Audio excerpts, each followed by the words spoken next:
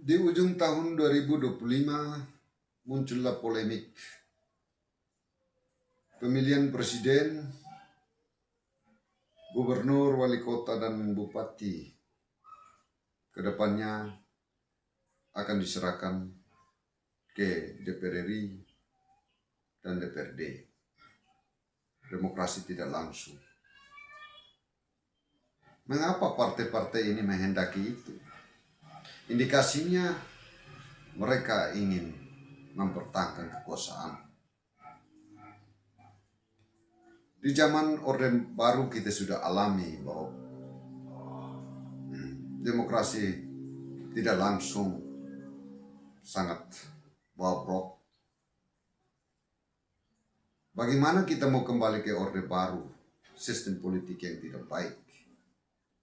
Kita sudah beralih ke Orde Reformasi yang mulai menata sistem demokrasi yang baik dan benar. Kita ingin kembali. Pertanyaan bagi partai-partai pendukung untuk demokrasi tidak langsung. Jika kalian punya nurani, betul-betul ingin bangsa ini menjadi bangsa yang maju, bangsa yang rakyatnya sejahtera, berhenti konspirasi politik ingin mempertahankan kekuasaan, tidak murni untuk mengentas kemiskinan di Republik Indonesia tercinta ini. Masih banyak rakyat miskin di atas tanah yang subur dan kaya ini. Para elit di Senayan, para elit di kementerian tidak merencanakan anggaran APBN dan di provinsi, di kabupaten, di kota Madia. Para elit tidak fokus berbicara persoalan yang masyarakat hadapi. Saya contohkan, Indonesia ini mayoritas penduduknya petani, pedagang kecil, nelayan.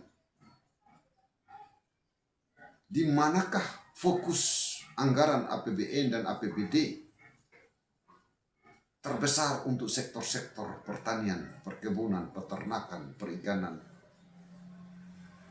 dan UMKM?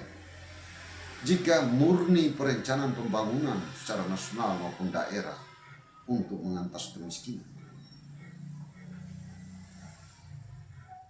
Sekian periode rakyat memilih pemimpin belum terlalu signifikan mengentas kemiskinan.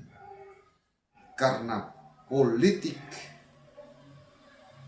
yang selama ini selalu bernuansa kepentingan. Aturan yang dihasilkan masih berbau kepentingan. Penegakan hukum belum berpihak, belum hukum sebagai panglima, uang dan kekuasaan masih menjadi panglima. Rakyat jenuh dengan keputusan-keputusan yang selama ini dibuat di pusat maupun daerah. Kenapa biaya politik mahal? Indikasi kuat, mahar partai politik dominan. Banyak figur-figur, kandidat-kandidat yang punya potensi kemampuan untuk membangun tidak bisa terpilih karena kapitalis selalu menguasai ekonomi, politik, dan pemerintahan. Untuk itu kepada masyarakat Indonesia,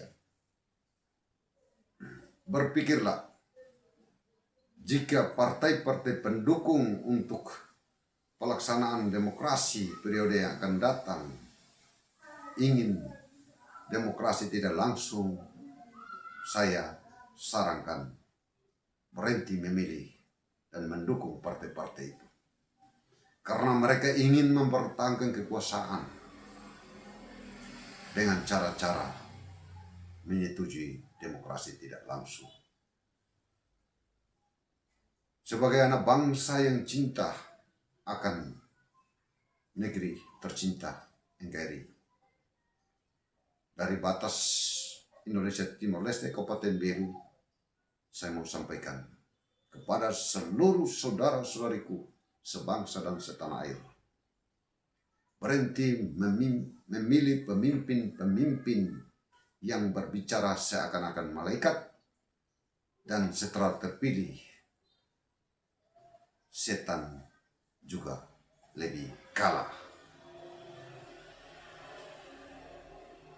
Berbicara manis di hadapan rakyat bahkan sebelum terpilih, janji-janji emas setelah terpilih tidak dilaksanakan. Mengapa demikian? Karena mereka harus melakukan berbagai trik busuk untuk meraup suara terbanyak. Kita harus berpikir, seseorang ingin mendapat jabatan dengan mengeluarkan uang banyak setelah memimpin, dia tidak berusaha untuk mengembalikan. Itu adalah sesuatu yang mustahil. Belasan dan puluhan miliar dikeluarkan. Saya waktu masih aktif sebagai ASN, saya pernah bayar gaji bupati, wakil bupati.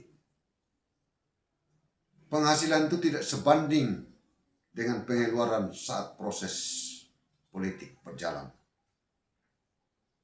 Tetapi kenapa mereka ingin merebut jabatan-jabatan itu? Apa yang mereka cari dalam jabatan itu? Sesungguhnya ada makanan enak yang banyak rakyat tidak tahu, yaitu kue APBD. Jika seperti di kabupaten-kabupaten kecil, rata-rata 1 triliun. Jika dikelola dengan cara-cara yang selama ini berjalan oleh para penguasa, proyeknisasi berjalan secara terstruktur, tersistem dan masif. Rakyat membutuhkan air, kita membangun sesuatu yang belum begitu penting bagi rakyat. Rakyat membutuhkan pupuk, bibit, tetapi kita pengadaan yang lain-lain yang seharusnya rakyat belum membutuhkan, belum mendesak. Dan pola-pola seperti ini berjalan dari periode ke periode. Itulah yang kita harus lawan. Jangan lagi mendukung kepemimpinan yang serakah rakus dari daerah sampai pusat. Terakhir saya ingin berpesan kepada Bapak Presiden Republik Indonesia. Kami tahu Bapak ini kaya. Sejak Bapak maju sebagai calon presiden pertama sampai Bapak menang, saya adalah salah satu pendukung. Saya berharap Bapak membangun bangsa ini dengan ketulusan hati, karena Bapak sudah punya segala-galanya. Tempatkanlah struktur pemerintahan yang Bapak pimpin dari pusat sampai daerah, orang-orang yang murni mengabdi demi rakyat, seperti Menteri Keuangan dan Menteri Pertanian. Kami bangga dengan 2 menteri ini, murni mengabdi. Masuk pemerintahan tidak mencari harta, tidak mencari takhta, tetapi apa yang harus kita buat untuk bangsa ini, untuk rakyat ini. Pengabdian, karena negara sudah membayar kita untuk melayani masyarakat dengan ketulusan dan keikhlasan. Sehingga suatu saat karya kita dikenang oleh anak cucu kita. Dari batas negeri Indonesia Timor Leste, saya ucapkan salam damai Natal bagi yang merayakan, dan mari menyambut tahun baru dengan damai, Salam Pancasila, NKRI, Bhinneka Tunggal Ika.